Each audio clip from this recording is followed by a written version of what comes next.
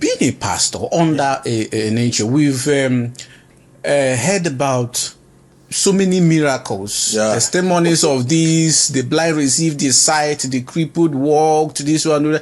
At some point, in fact, I think what caused the latest fight between nature and Damina was when Damina made a push to raising clutches, new clutches with a picture of nature, and it became a problem. So you've been there, and I know you as a very bold, vocal person who must have gone through some troubles because of the revelations you've been, given since you left the church.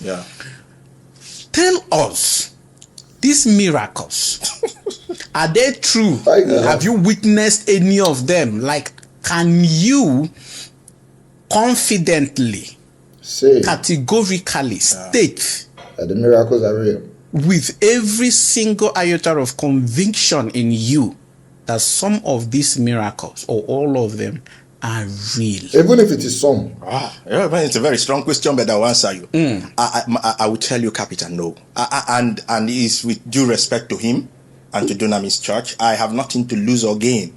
You're saying no, that the miracles are not real? Are not real. They don't happen. Let me give you an instance. One major reason why I left is the frustration I had.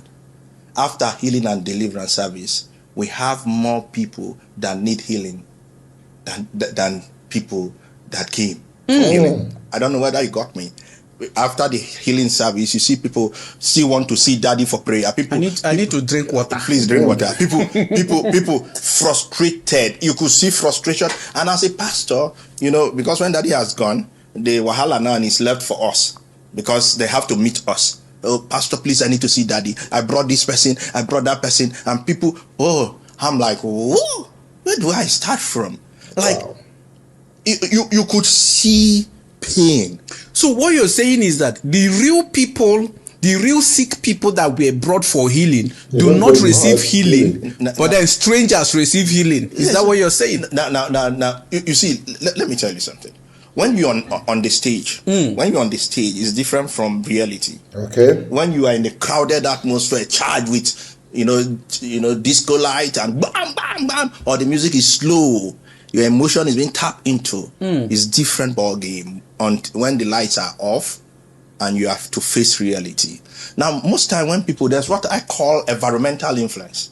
For instance, if you are where Burna Boy or Davido or Michael Jackson is doing event and maybe you had malaria or maybe headache, you could be carried away with the dance. You won't even remember you had headache. It is after the whole thing when everybody make with the go house now. Reality will cut down. This thing, they disturb me. It's back. That is when reality comes. Or maybe you are in a stadium and they say a tiger is here. Ooh. If you're not careful, a cripple will jump a fence. Yeah. A cripple will jump a fence. That is true. A tiger is here, or a lion is here. People will do the unthinkable. Now that is what I call the environmental effect. So when pastors or maybe Dr. Paul and is doing all of that, you see that emotion. So Okay. In case you don't know who this man is, his name is Abraham Daniels. Because when I saw this video, the first question when I asked myself is, I would say, sure, say this guy now, pastor. You understand? I would say, sure, say the things where they talk not true. What level of connection does he have with the church for him to be able to tell us things that's happening there? So I went to do my research and I found out that he was even arrested recently by the church. He had been sent to prison before because of these same issues with the church. So I'm going to break them down. In 2020, him and his wife, they get problem for house. He was a pastor with the church. His wife called to carry the matter go church. He didn't like the way the church was involving in the matter. So he came on Facebook and asked the church to hands off. He said many things against the church at that time. The church now call go police. Call accuse him of giving false information about the church. Police call arrest him. He was driving a 2004 Toyota Corolla. According to him, one of the time when Pastor Paul mentioned the trailer, he called gas accident, Corolla caused spoil. When church will arrest him now, they remand him for Suleja prison for 3 weeks. Long story short, dragging forth and back, the church go agree, say they go get agreements. They will settle out of court, the two of them, the church and himself, Pastor Abraham Daniel. One of those agreements wey their two get, according to Abraham Daniel, is that Pastor Paul and Elisha agree say go replace him motor wey spoil. Say they go replace am for am. And him no go dey talk again, he no go do this, he no go do that. The both of them agreed. But today, Pastor Paul and Elisha never replaced the Toyota Corolla 2004 model wey they drive. So he came out again and started provoking again, releasing informations again. Him and Pastor Paul and Elisha younger brother. The church went back to police station again and they invited him to come. On Tuesday last week, the 7th of January, he went back to police station based on the invitation of the police. Now they detain him again. The next day, after a lawyer don't make noise, family don't make noise, now they release her. On the agreement again, so they go settle out of court. My question is, if this guy does not have strong information about the church and he not hold the church for balls, why is the church opting to settle out of court in a peaceful agreement? They say when mosquito land for your blockhouse, you will know say not everything that they handle with violence. Some of them peace can attend to it. The only reason why the church is opting for a peaceful agreement with this man is because they know that he has too much information. That makes me want to believe the things he's saying here.